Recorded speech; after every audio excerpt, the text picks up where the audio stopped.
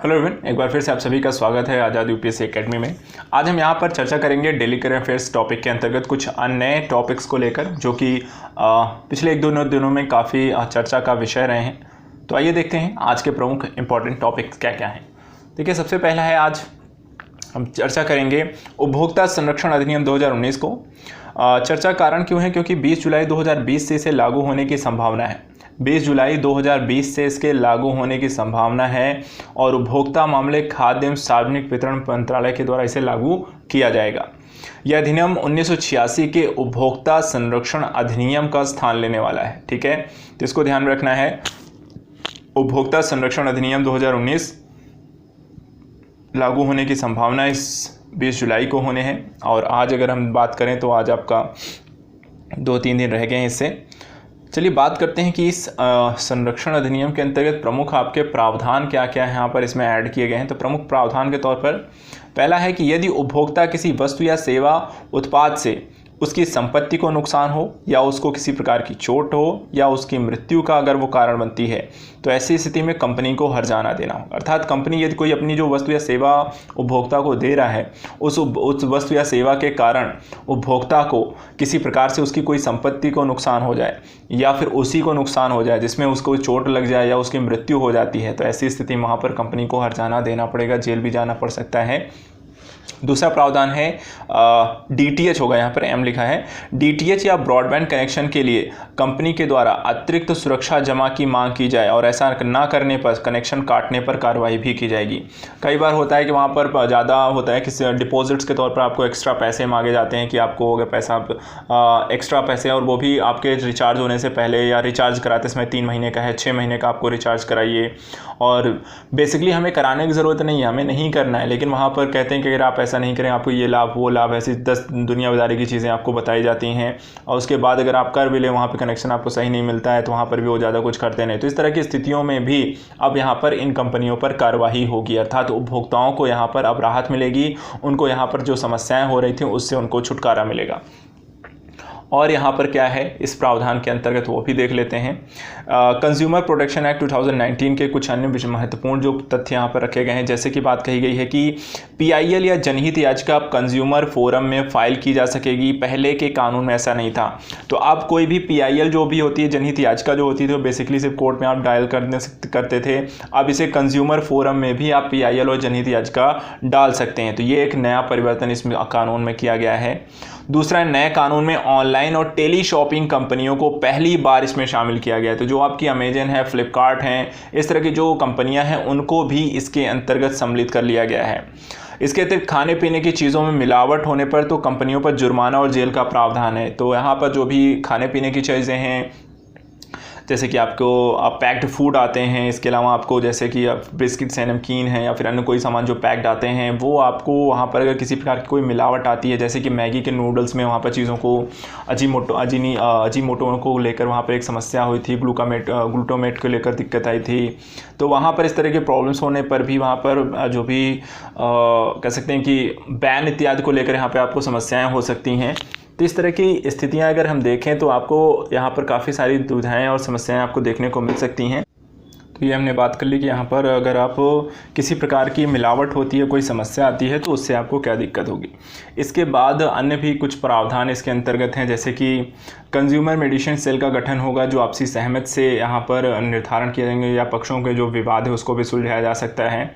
इसके अतिरिक्त consumer forum में 1 करोड़ रुपए तक के केस सुने जाएंगे। ठीक है, अगर 1 करोड़ रुपए तक का कोई केस है, उससे रिलेटेड है, तो वहाँ पर जो केस होंगे उसकी सुनवाई कहाँ होगी? कंज्यूमर फोरम में की जाएगी।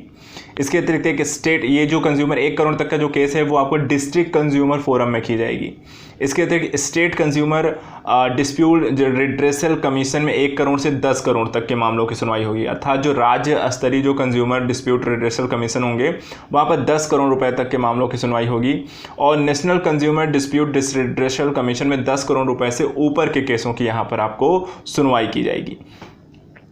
इसके अतिरिक्त कैरी बैग के पैसे वसूलना कानूनन गलत होगा। अर्थात अब कैरी बैग के आपको पैसे, वहाँ पर जब ये कानून लागू हो जाता है तो वहाँ पर कैरी बैग के पैसे वसूले नहीं जा सकते हैं। अगर ऐसा करते हैं तो आप वहाँ पर उन पर केस कर सकते हैं। इसके अतिरिक्त सिनेमा हॉल में खाने पीने की वस्तुओं पर ज़्यादा पैसे लेने वालों की अगर शिकायत मिलती है तो वहाँ पर भी कार्रवाई होगी। तो वहाँ पर अगर हम देखें सिनेमा हॉल में आप खाने जाते हैं तो वहाँ पर जो भी चीज़ें आप ले रहे हैं वो 2 से 3 गुना दाम पर वहाँ पर आपको बेची जाती है, तो उस पर भी अब यहाँ पर चीज़ें यहाँ पर अब सख्त कार्रवाई इसके अंतर्गत की जाएगी। इसके अतिरिक्त यहाँ पर कुछ स्वायत्त संस्थाएं गठित की गई हैं जो कि इन मामलों की सुनवाई करेगी या कोर्ट करे या फिर वहाँ पर उन मामलों को देखेगी। जैसे कि कंज्यूमर कोर्ट गठित किए जाएंगे।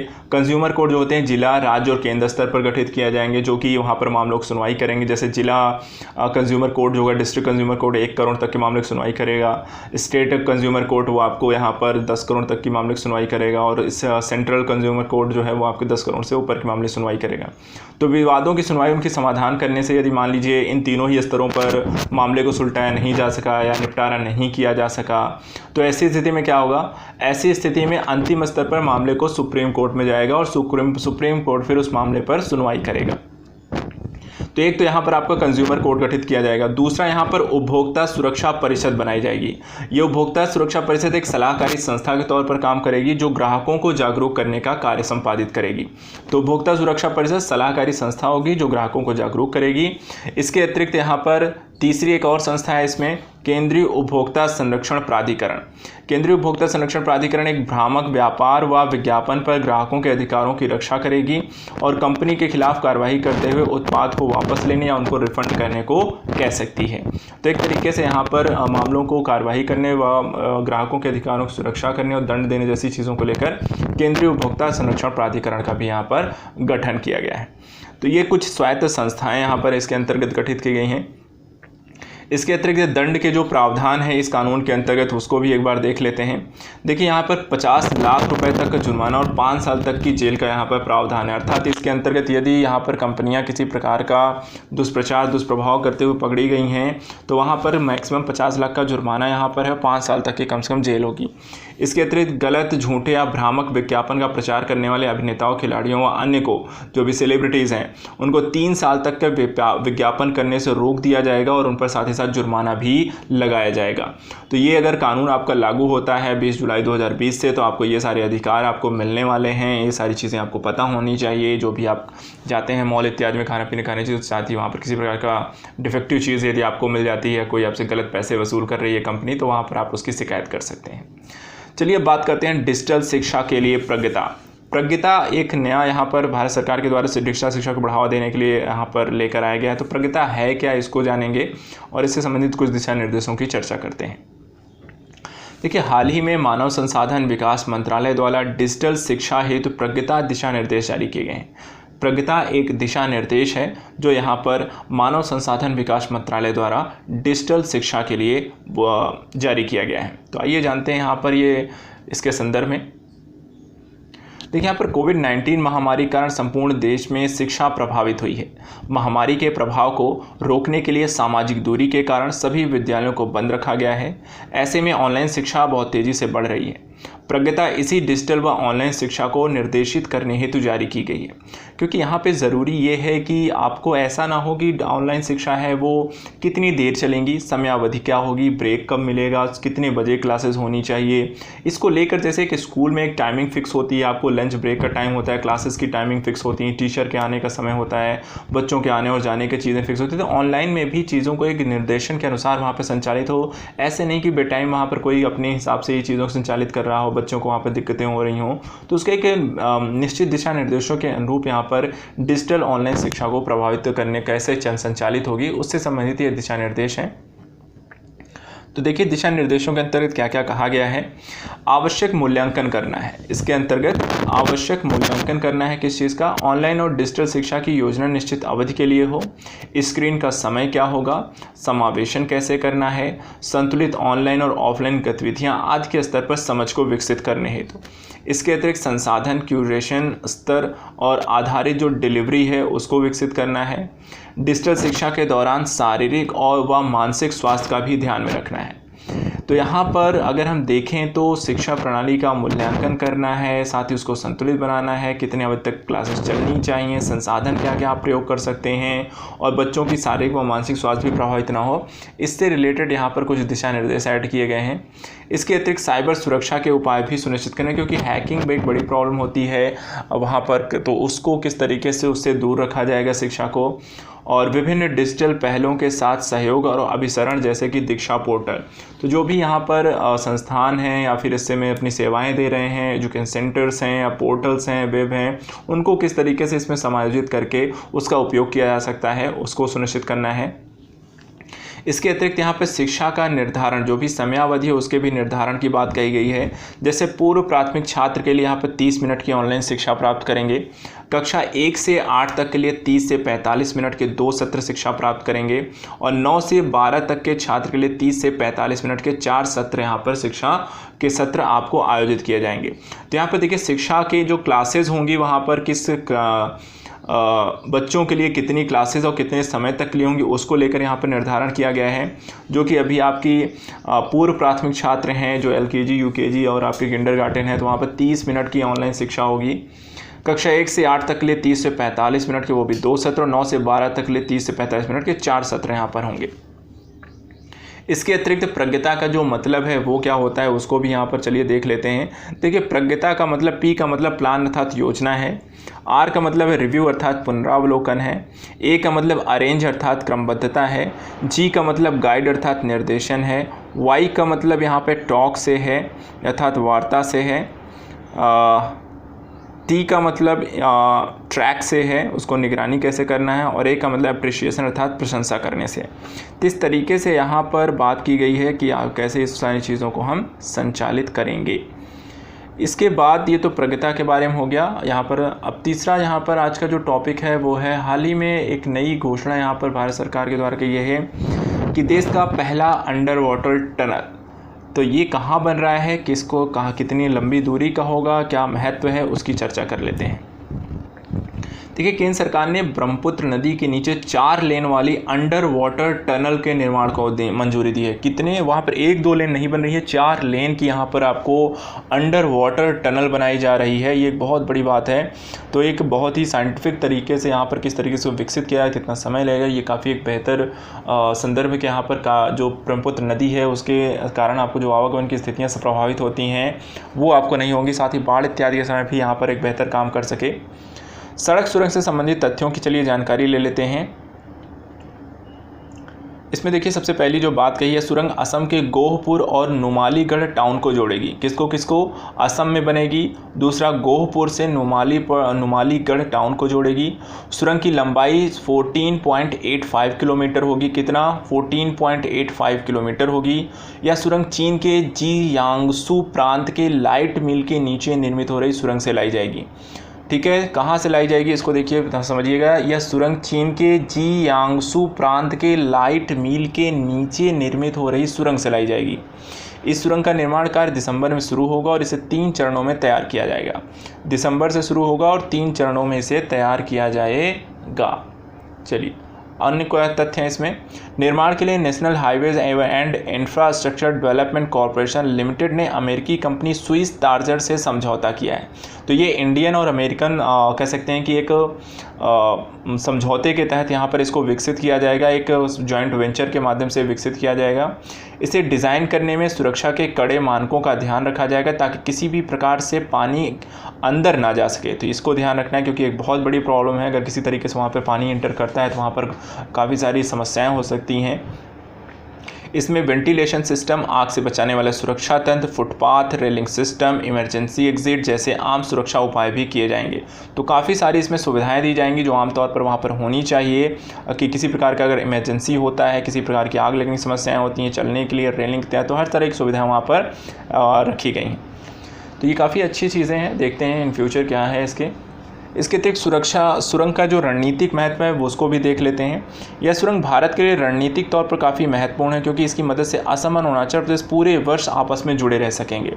ठीक है, असम और अरुणाचल पूरे वर्ष आपस में जुड़े रह पाएंगे। इसके अतिरिक्त चीन सीमा के नज़दीक होने के कारण युद्ध जैसी परिस्थितियों में पुलों को दुश्मन आसानी से निशाना बना सकते हैं, लेकिन पानी के अंदर होने के कारण सुरंग को आसानी से निशाना नहीं बनाया जा सका। तो चीन के साथ यहाँ पर जो भी हमारे संबंध रहे हैं, जिस कारण हमें समस्याएं रही हैं, अरुणाचल प्रदेश में भी वो अपना दावा ठोंकता रहा है, तो इस कारण से भी इसे बनाने को यहाँ पर चीज़ें प्रारंभ की गई हैं और हमें चीन पर एक कह सकते हैं बढ़त इससे मिल सकती है यदि यहाँ पर इसे हम बहुत अच्छे तरीके से और सही समय पर इसे तैयार कर पाएँ। इसके अतिरिक्त यह पहला मौका है जब भारत किसी नदी के नीचे सुरंग का निर्माण कर रहा है। तो ये फर्स्ट टाइम है भारत में कहीं भी सुरंग का निर्माण हो रहा है, वो भी एक नदी के नीचे। इससे अरुणाचल प्रदेश में तैनात सेना के लिए रसद और हथियारों की आपूर्ति में भी आपको मदद मिलेगी। तो जैसा हमने कहा कि युद्ध इत्यादि की परिस्थितियों में सेना को वहाँ पर किसी प्रकार की अड़चन न हो, तो वहाँ पर इसके माध्यम से हम आसानी से उन तक ये सारी चीज़ें पहुँचा सकते हैं। इसके बाद बात करते हैं हाल फिलहाल एक आर्ट एंड कल्चर के टॉपिक को लेकर, जो पद्मनाभ स्वामी मंदिर को लेकर काफ़ी चर्चा का विषय रहा है, क्योंकि अभी सुप्रीम कोर्ट ने अपना एक निर्णय दिया है जिसके माध्यम से वहाँ पर उन्होंने राज परिवार को ही यहाँ पर इस मंदिर को संचालित करने का वहाँ पर आज्ञा दी है। तो देखिए यहाँ पर थोड़ा सा पहले हम इसके बारे में जान लेते हैं एक तथ्यात्मक जानकारी। जैसे इसकी अवस्थिति कहाँ है पद्मनाभ स्वामी मंदिर, तो तिरुवनंतपुरम केरल में है। प्रसिद्ध किस लिए है, क्योंकि भगवान विष्णु का ये प्रसिद्ध हिंदू मंदिर है। पद्मनाभ जो नाम है उसका, पद्मनाभ का मतलब होता है पद्मनाभ होगा यहाँ पर, इस पर मिसप्रिंट है। भगवान विष्णु की एक लेटी हुई प्रतिमा है जिसे वो पद्मनाभ कहते हैं। वास्तुशैली कैसी है, द्रविड़ वास्तुशैली है। केरल वास्तुकला, दो द्रविड़ और केरल वास्तुकला का एक मिश्रण है। स्थापत्य आपका द्रविड़ वास्तु स्थापत्य है। इसका पुनर्निर्माण 1773 ईस्वी में कराया गया त्रावणकोर के महाराजा मार्तंड होगा यहाँ पर, तो महाराजा मार्तंड वर्मा के द्वारा कराया गया। इसके अतिरिक्त मंदिर का जो गोपुरम है वो द्रविड़ शैली में बना है। 7 मंजिला ये परिसर है और मंदिर की संपत्ति सुरक्षा का न्यास का जो अध्यक्ष है वो आपके त्रावणकोर के राज परिवार है। यहाँ न्याय की जगह न्यास होगा और त्रावणकोर की जगह त्रावणकोर होगा। तो यहाँ पर काफ़ी सारी मिसप्रिंट हो जाती हैं। तो यहाँ पर हमने कहा कि इसके बारे में कि भगवान विष्णु का ये मंदिर है, द्रविड़ स्थापत्य कला से बना है। महाराजा मार्तंड वर्मा ने इसे पुनर्निर्माण 1733 में कराया था और इसमें द्रविड़ शैली का प्रयोग किया गया है। 7 मंजिला इमारत है और स्थित कहाँ है आपका, तिरुवनंतपुरम केरल में। कुछ प्रमुख तथ्यों के तौर पर यहाँ पर जानकारी ले लेते हैं। तो ये सारी हमने यहाँ पर जानकारी, जैसे मैंने कहा कि निर्माण यहाँ पर कब हुआ था, किसके द्वारा कराया गया था, तो यहाँ पर आप देख सकते हैं पुनर्निर्माण 1733 में हुआ। शासक यहाँ पर त्रावणकोर के महाराजा मार्तंड वर्मा थे। गोपुरम यहाँ पर द्रविड़ शैली में 7 मंजिला इमारत है और त्रावणकोर के महाराजा इसके मंदिर की संपत्ति सुरक्षा न्यास के अध्यक्ष हैं। और इनको अभी हाल ही में बनाया गया है। अभी देखा जाए तो सुप्रीम कोर्ट ने मंदिर के प्रबंधन के लिए राज परिवार को अधिकार मान्यता दे दी है। अभी तिरुवनंतपुरम के जिला जज की अध्यक्षता वाली कमेटी मंदिर की व्यवस्था देखेगी। केरल के हाई कोर्ट के फैसले में सुप्रीम कोर्ट को चुनौती दी थी। मंदिर के पास करीब 2 लाख करोड़ रुपए की संपत्ति है। सुप्रीम कोर्ट में जस्टिस यूयू ललित और जस्टिस इंदु मल्होत्रा की बेंच ने फैसला दिया है। ये हाईकोर्ट ने राज्य सरकार को मंदिर, उसकी संपत्ति व संचालन के लिए एक ट्रस्ट बनाने की यहाँ पर अनुमति दी है। और इस मंदिर का भव्य पुनर्निर्माण 18वीं सदी में त्रावणकोर राज परिवार ने कराया था। जैसे मैंने बताया आपको, सुप्रीम कोर्ट को तय करना था देश के सबसे समृद्ध मंदिर का मैनेजमेंट, राज्य सरकार देखिए त्रावणकोर। तो यहाँ पर मुद्दा ये था कि यहाँ पर केरल सरकार ने एक फैसला दे दिया था जिसमें कि राज्य सरकार एक परिषद बनाकर वहाँ पर इसका संचालन करेगी, लेकिन सुप्रीम कोर्ट ने उनके फैसले को पलट दिया और पहले की तरह त्रावणकोर के जो पूर्व राज परिवार हैं वही यहाँ पर मंदिर की संपत्ति सुरक्षा संबंधी न्यास परिषद के अध्यक्ष रहेंगे, वही इसकी देखभाल करेंगे। इसलिए चर्चा का विषय था, इसलिए इसके शैली को हमने एक बार देख लिया। चलिए एट द लास्ट एक और पॉइंट यहाँ पर चर्चा का विषय रहा है। कांजीरंगा राष्ट्रीय उद्यान असम में पड़ता है। हाल फिलहाल वहाँ पर बाढ़ की स्थिति देखी गई है और जिसके कारण काफ़ी ज़्यादा नुकसान हुआ है। काफ़ी 90% जो होता है एरिया वहाँ का उसका डूब चुका है और उसमें काफ़ी सारे जानवरों की भी मृत्यु हुई है। तो आइए जान लेते हैं कि कांजीरंगा राष्ट्रीय उद्यान है क्या, इस किस लिए फेमस है। तो देखिए, कांजीरंगा जो राष्ट्रीय उद्यान एक सींग वाले भारतीय गैंडे के निवास के तौर पर यहाँ पर काफ़ी प्रसिद्ध है। यह राष्ट्रीय उद्यान असम का एकमात्र राष्ट्रीय उद्यान है। ध्यान रखिएगा, असम में एकमात्र राष्ट्रीय उद्यान है जो कांजीरंगा राष्ट्रीय उद्यान है। उद्यान जो है ऊबड़ खाबड़ मैदानों, आदिवासियों, जो भयंकर दलदलों से पूर्ण कुल 430 वर्ग किलोमीटर में फैला हुआ है। ठीक है, तो इसको ध्यान रखिएगा कि 430 वर्ग किलोमीटर में ये फैला हुआ है।